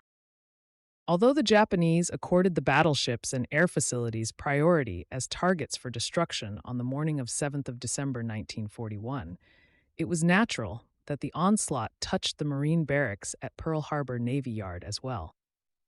Colonel William E. Farthing, Army Air Forces, commanding officer of Hickam Field, thought that he was witnessing some very realistic maneuvers shortly before 0800 that morning. From his vantage point, virtually next door to the Navy Yard, Farthing watched what proved to be 6 Japanese dive bombers swooping down toward Ford Island. He thought that MAG-21's SB-2Us or SBDs were out for an early morning practice hop. I wonder what the Marines are doing to the Navy so early Sunday? Over at the Marine Barracks, the officer of the guard, 2nd Lieutenant Arnold D. Swartz, after having inspected his sentries, had retired to the officer of the day's room to await breakfast. Stepping out onto the lanai, patio, at about 07:55 to talk to the field music about morning colors, he noticed several planes diving in the direction of the Naval Air Station. He thought initially that it seemed a bit early for practice bombing, but then saw a flash and heard the resulting explosion that immediately dispelled any illusions he might have held, that what he was seeing was merely an exercise. Seeing a plane with red balls on the wings roar by at low level convinced Swartz that Japanese planes were attacking. Over in the squadron of Barracks B, First Lieutenant Harry F. Noyes, Jr., the range officer for Battery E, 3-inch anti-aircraft group, 3rd Defense Battalion, heard the sound of a loud explosion coming from the direction of the harbor at about 07:50. First assuming that blasting crews were busy, there had been a lot of construction recently. Noyes cocked his ears. The new sounds seemed a bit different, more higher-pitched and louder. At that, he sprang from his bed, ran across the room and peered northward just in time to see a dirty column of water rising from the harbor from another explosion and a Japanese plane pulling out of its dive. The plane, bearing red Hinomaru, rising sun insignia under its wings, left no doubt as to its identity. The explosions likewise awakened Lieutenant Colonel William J. Whaling and Major James Jerry Monahan, who, while Colonel Gilder D. Jackson, commanding officer of the Marine Barracks, was at sea in Indianapolis, CA-35, en route to Johnston Island for tests of Higgins landing boats, shared his quarters at Pearl Harbor. Shortly before 0800, Whaling rolled over and asked, "Jerry, don't you think the Admiral is a little bit inconsiderate of guests?" Monahan, then also awake, replied, "I'll go down and see about it." Whaling, meanwhile, lingered in bed until more blasts rattled the quarters' windows. Thinking that he had not seen any 5-inch guns emplaced close to the building and that something was wrong, he got up and walked over to the window that faced the harbor. Looking out, he saw smoke and, turning, remarked, "This thing is so real that I believe that's an oil tank burning right in front there." Both men then dressed and hurried across the parade ground, where they encountered Lieutenant Colonel Elmer E. Hall, commanding officer of the 2nd Engineer Battalion. "Elmer," Whaling said amiably, "this is a mighty fine show you are putting on. I have never seen anything quite like it." Meanwhile, Swartz ordered the field music to sound "Call to Arms."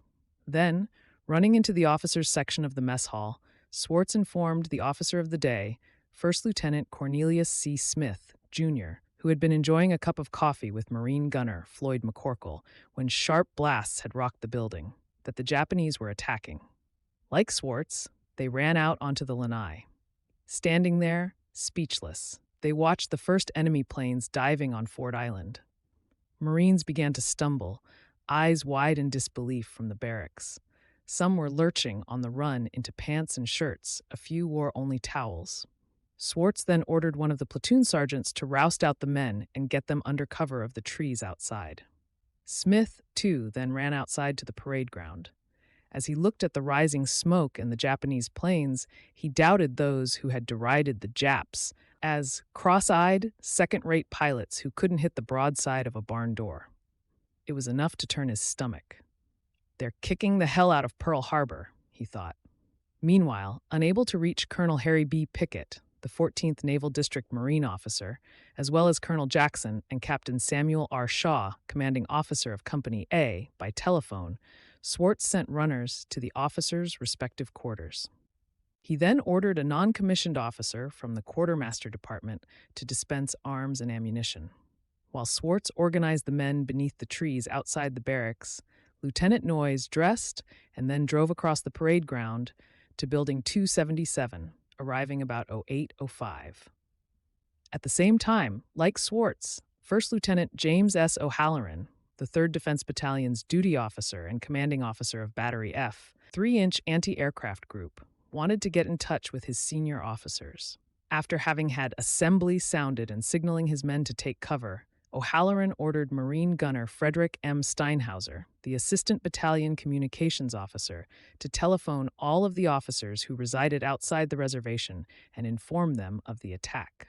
In Honolulu, mustachioed Major Harold C. Roberts, acting commanding officer of the 3rd Defense Battalion since Lieutenant Colonel Robert H. Pepper had accompanied Colonel Jackson to sea in Indianapolis, after taking Steinhauser's call with word of the bombing of Pearl, jumped into his car along with his neighbor, Major Kenneth W. Benner, commanding officer of the 3-inch anti-aircraft group and the headquarters and service battery of the 3rd Defense Battalion.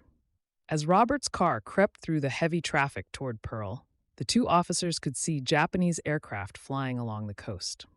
When they reached the Water Street Fish Market, a large crowd of what seemed to be Japanese residents, cheering the Japanese planes, waving to them, and trying to obstruct traffic to Pearl Harbor by pushing parked cars into the street, blocked their way.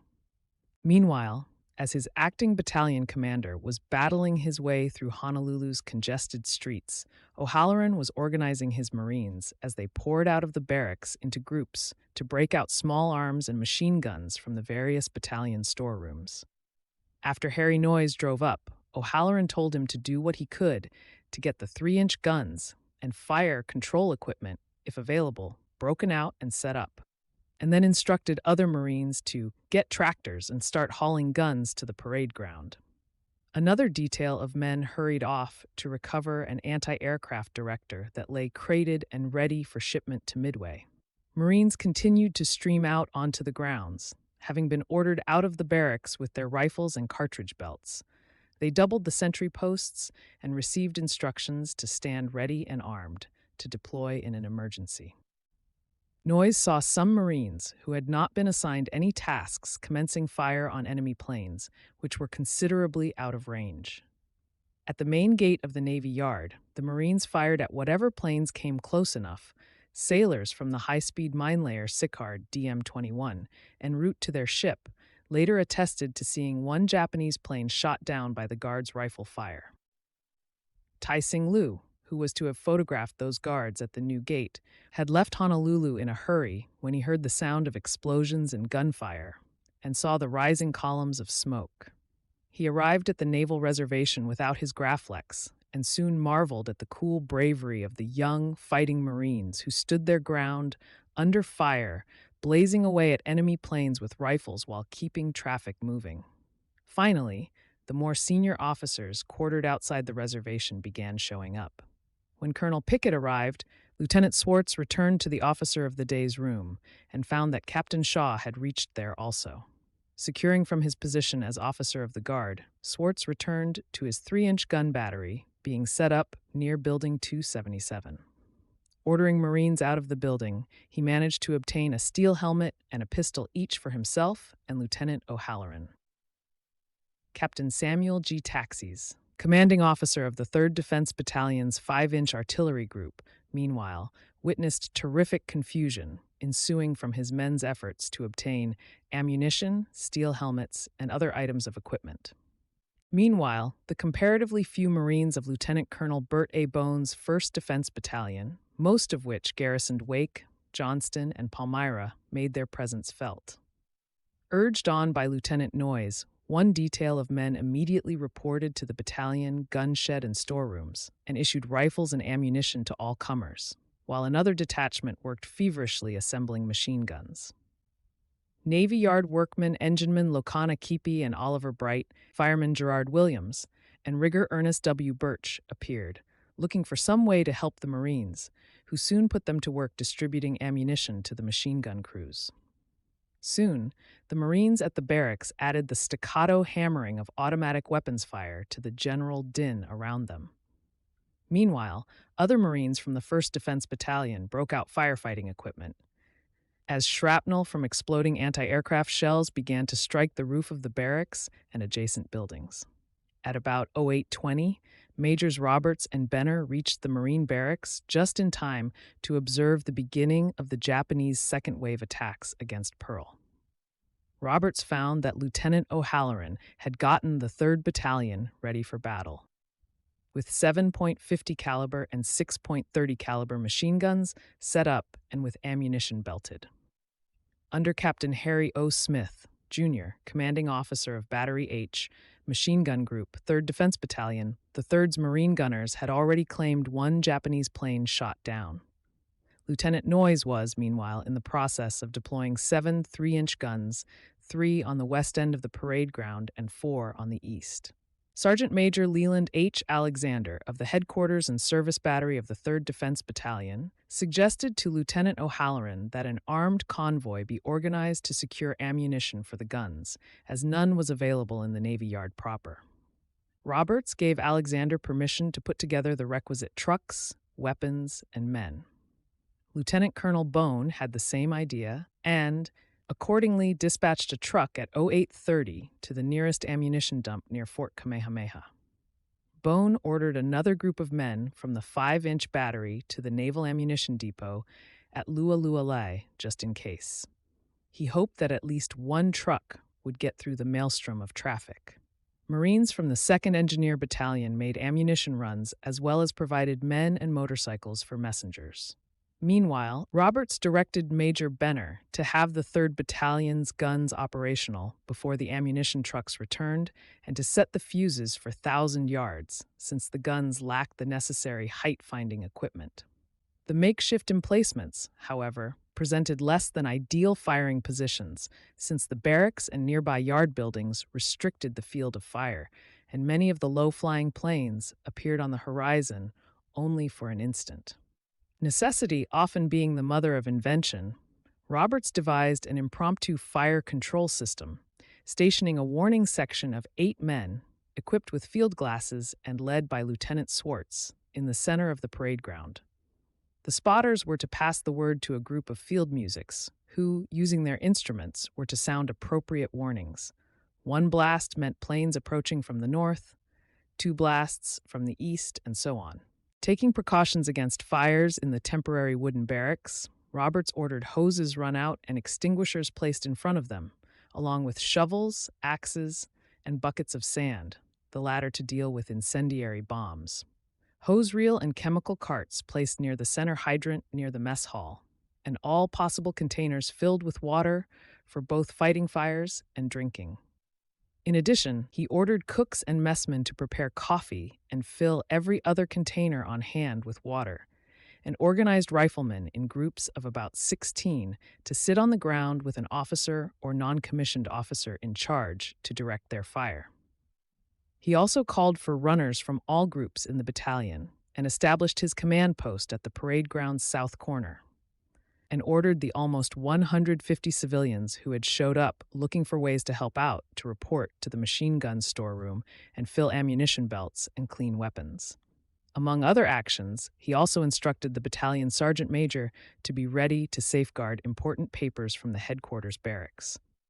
Prior to Roberts' arrival, Lieutenant J.G. William R. Franklin, Dental Corps, USN, the dental officer for the 3rd Defense Battalion's headquarters and service battery, and the only medical officer present, had organized first aid and stretcher parties in the barracks.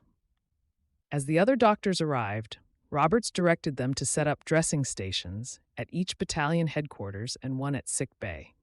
Elsewhere, Marines vacated 100-man temporary barracks, the non-commissioned officers' club, and the post exchange to ready them for casualties.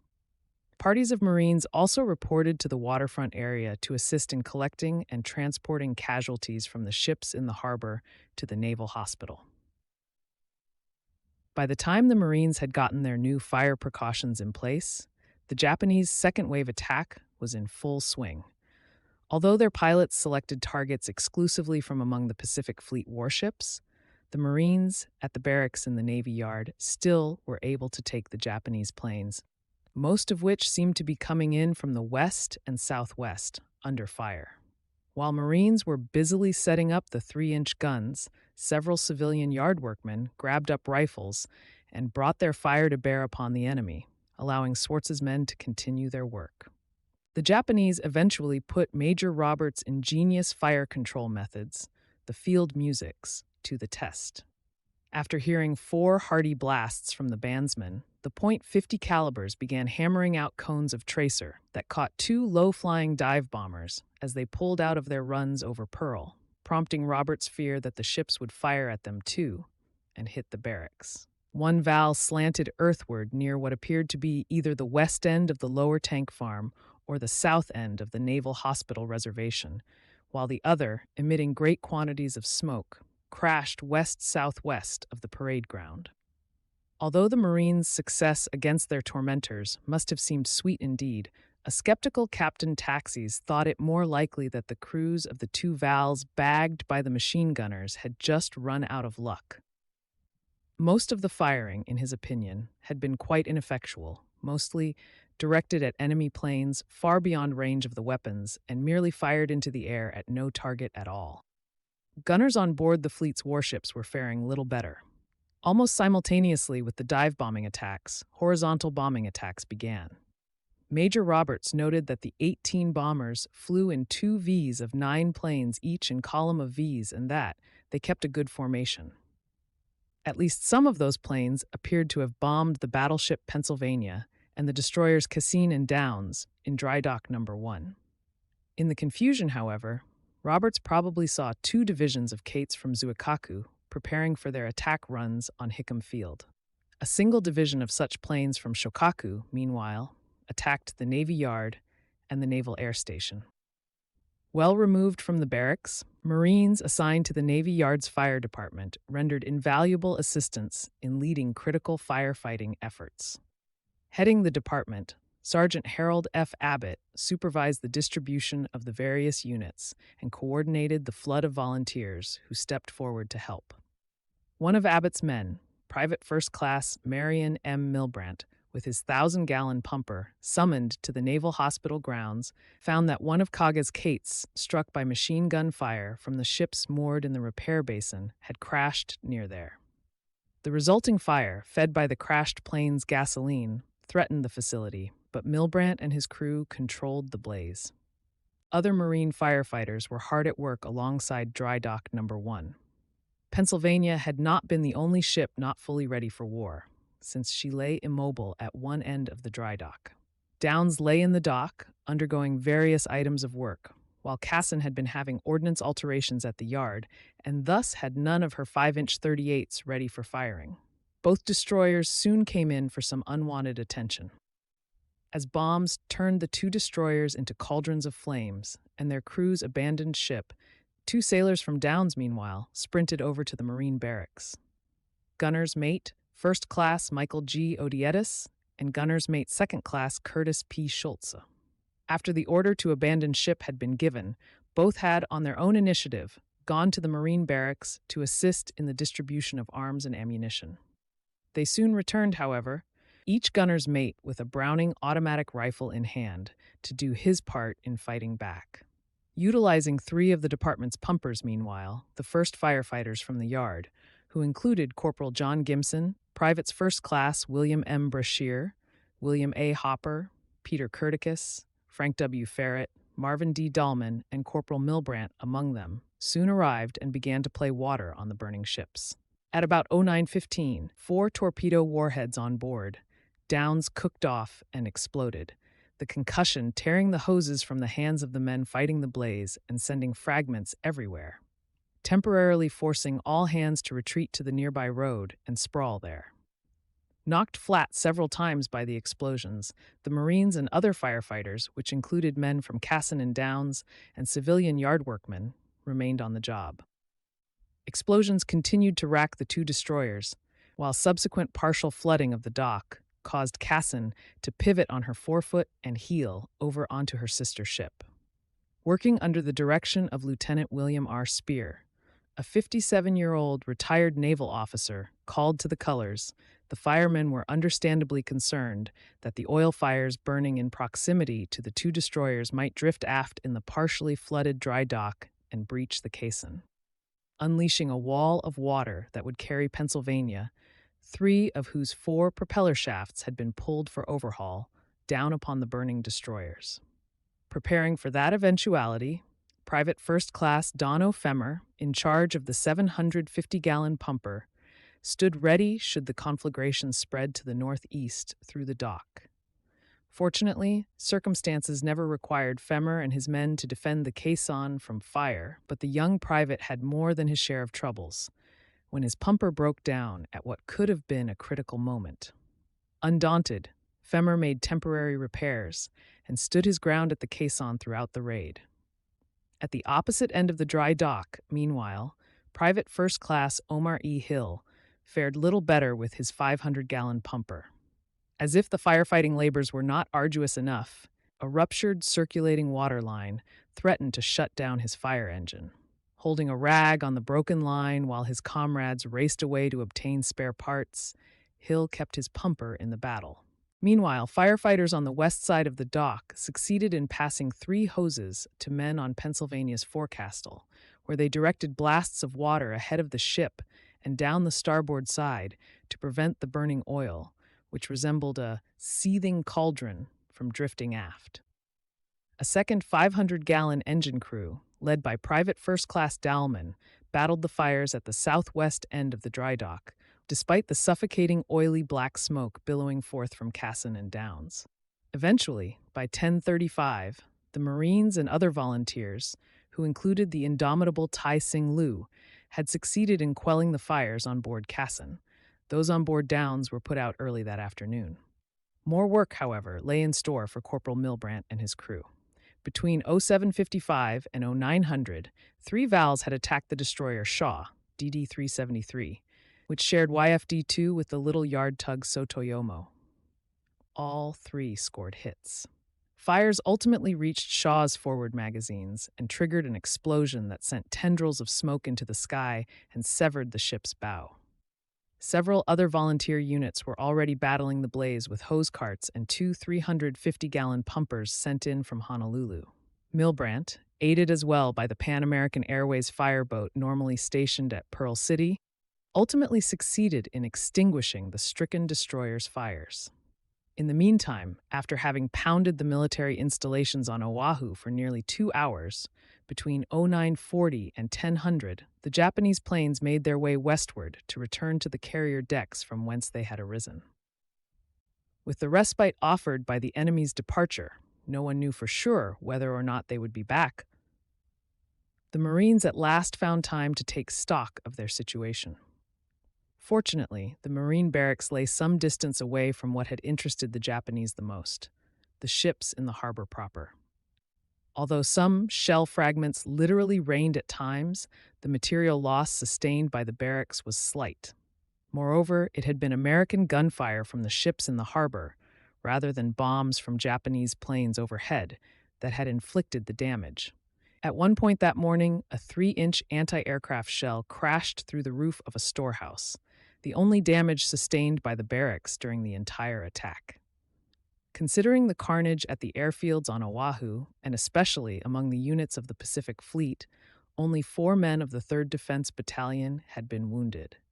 Sergeant Samuel H. Cobb, Jr., of the 3rd Defense Battalion's 3-inch anti-aircraft group, suffered head injuries serious enough to warrant his being transferred to the Naval Hospital for treatment, while Private First Class Jules B. Majoren and Private William J. Whitcomb of the Machine Gun Group and Sergeant Leo Hendricks II of the Headquarters and Service Battery suffered less serious injuries. In addition, 2 men sent with the trucks to find ammunition for the 3-inch batteries suffered injuries when they fell off the vehicles. In their subsequent reports, the Defense Battalion and barracks officers declined to single out individuals, noting no outstanding individual behavior during the raid, only the steady discharge of duty expected of Marines. To be sure, great confusion existed, especially at first, but the command quickly settled down to work and showed no more than the normal excitement and no trace of panic or even uneasiness. If anything, the Marines tended to place themselves at risk unnecessarily as they went about their business coolly and, in many cases, in utter disregard of their own safety. Major Roberts recommended that the entire 3rd Defense Battalion be commended for their initiative, coolness under fire, and the alacrity with which they emplaced their guns. Commendations, however, were not the order of the day on the 7th of December. Although the Japanese had left, the Marines expected them to return and finish the job they had begun. Many Japanese pilots, including Fuchida, wanted to do just that.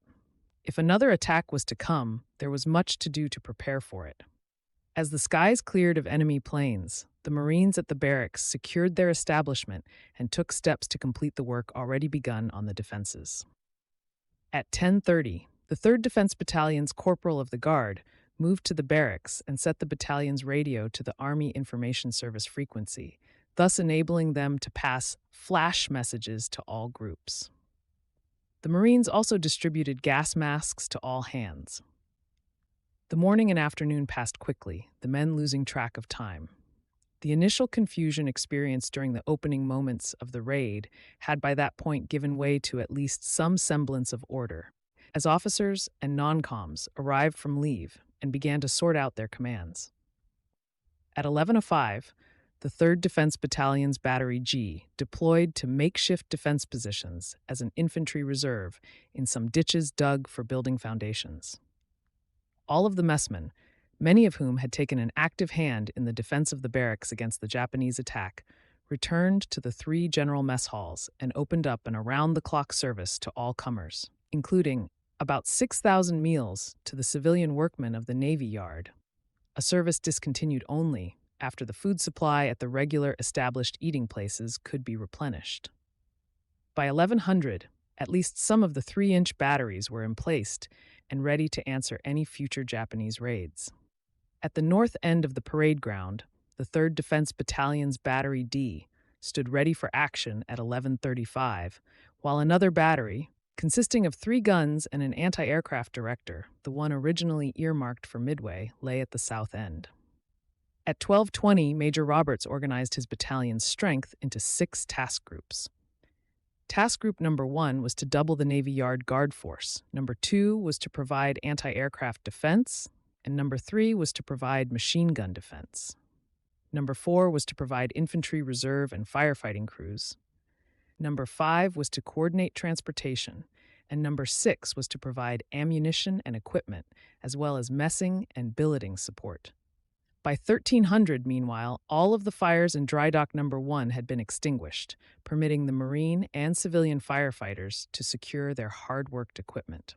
Although the 2 battered destroyers, Cassin and Downs, appeared to be total losses, those who had battled the blaze could take great satisfaction in knowing that they had not only spared Pennsylvania from serious fire damage, but had also played a major role in saving the dry dock, as Tai Sing Lu recounted later in his own brand of English. The Marines of the Fire Department of the Navy Yard are the heroes of the day of December 7, 1941, that saved the Cassin and Downs and USS Pennsylvania in Dry Dock Number 1. Later that afternoon, Battery D's 4 officers and 68 enlisted men, with 4.30 caliber machine guns sent along with them for good measure, moved from the barracks over to Hickam Field to provide the Army installation some measure of anti-aircraft protection. Hickam also benefited from the provision of the 2nd Engineer Battalion's service and equipment. After the attack, the battalion's dump truck and 2 bulldozers lumbered over to the stricken airbase to assist in clearing what remained of the bombers that had been parked wingtip to wingtip and filling bomb craters.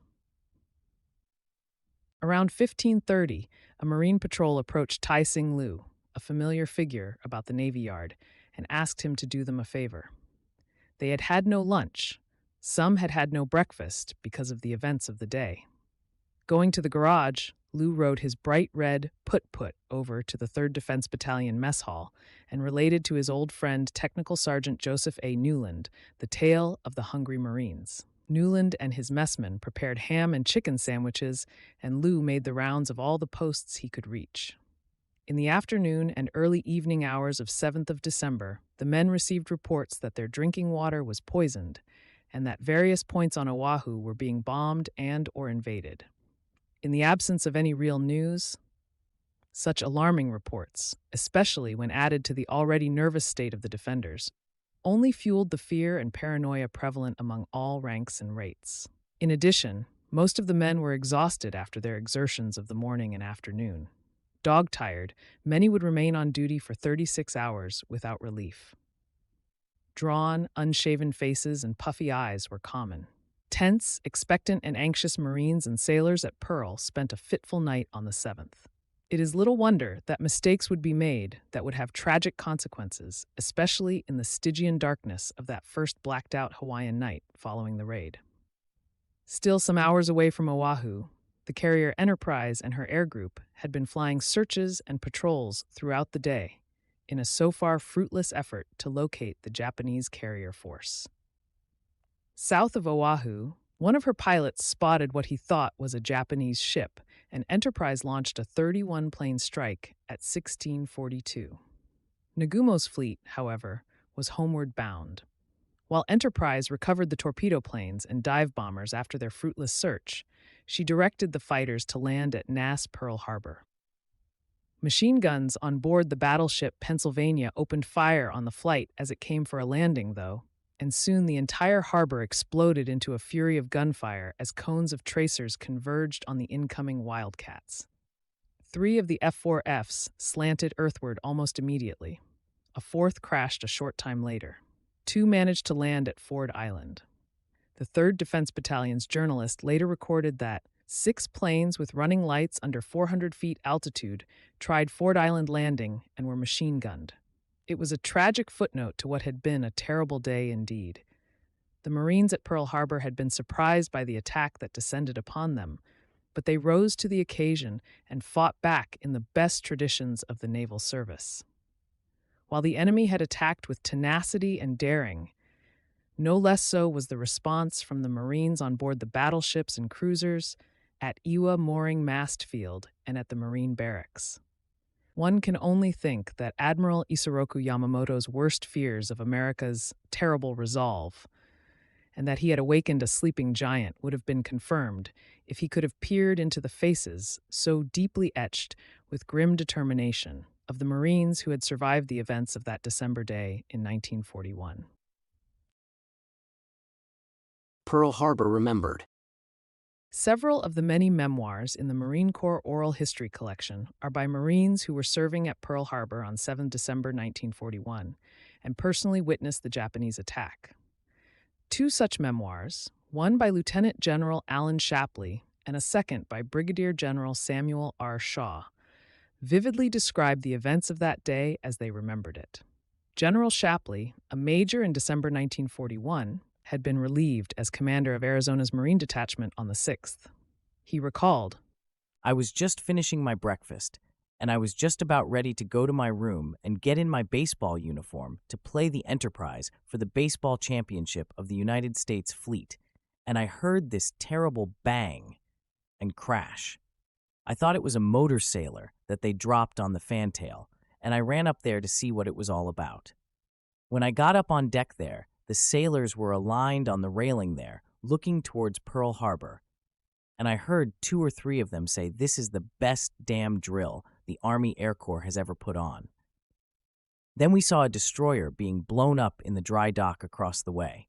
The first thing I knew was when the fantail, which was wood, was being splintered when we were being strafed by machine guns.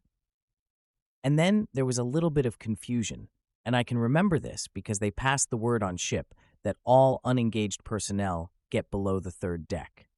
You see, in a battleship, the 3rd deck is the armored deck, and so, realizing what was going on, this attack and being strafed, the unengaged personnel were ordered below the 3rd deck. That started some people going down the ladders. Then right after that, the Pennsylvania, which was the flagship of the whole fleet, put up these signals, 'Go to general quarters.' So that meant that the people were going the other way too. Lieutenant Simonson did quite a job of turning some of the sailors around, and we went up in the director. He caught a burst through the heart and almost knocked me off the tripod because I was behind him on the ladder, and I boosted him up in the searchlight platform and went in to my director.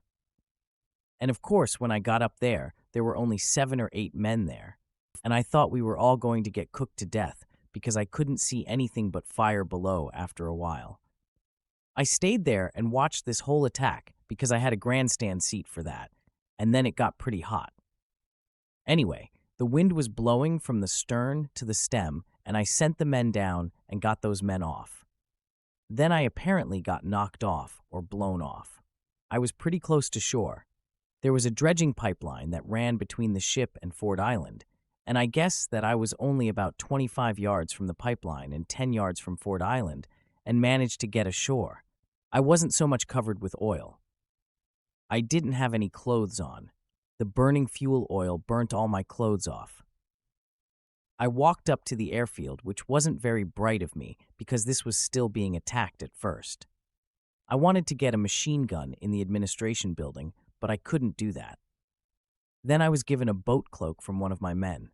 It was quite a sight to see 400 or 500 men walking around, all burnt, just like charred steak. You could just see their eyes and their mouths. It was terrible. Later I went over to the island and went to the Marine barracks and got some clothes. At the Marine barracks, Captain Samuel R. Shaw, who commanded one of the 2 barracks companies, vividly remembered that Sunday morning as well. The boat guards were in place and the music was out there and the old and new officer of the day. And we had a music and a hell of a fine sergeant bugler who had been in Shanghai. He would stand beside the officers of the day, and there came the airplanes, and he looked up and he said, "Captain, those are Japanese warplanes." And one of the two of them said, "My God, they are, sound the call to arms." So the bugler started sounding the call to arms before the first bomb hit. Of course, they had already started taking out the machine guns. They didn't wait for the key in the OD's office. They just broke the door down and hauled out the machine guns, put them in position. Everybody that wasn't involved in that drill grabbed their rifles and ran out in the parade ground and starting firing at the airplanes. They must have had several hundred men out there with rifles. And every Japanese plane that was recovered there, or pieces of it, had lots of .30 caliber holes. Somebody was hitting them, machine guns or rifles. Then I remembered here we had all these guys on the post who had not been relieved, and they had been posted at 4 o'clock, and come 9 o'clock, 9:30, they not only had not been relieved, but had no chow and no water. So I got hold of the mess sergeant and told him to organize, to go around to the posts. They had a depot. At the beginning it was a supply depot. I told him to send a party over there and draw a lot of canteens and make sandwiches, and we'd send water and sandwiches around to the guys on posts until we found out some way to relieve all these guys and get people back. Then he told me that it was fine except that he didn't have nearly enough messmen. They were all out in the parade ground shooting. I think the second phase of planes came in at that time, and we had a hell of an uproar. This concludes Infamous Day, Marines at Pearl Harbor, by Robert J. Cressman and J. Michael Wenger. We hope you've enjoyed this volume. For more military history audiobooks, visit Intonio.net and subscribe to Major Intonio's YouTube channel. Thank you for listening, and so long.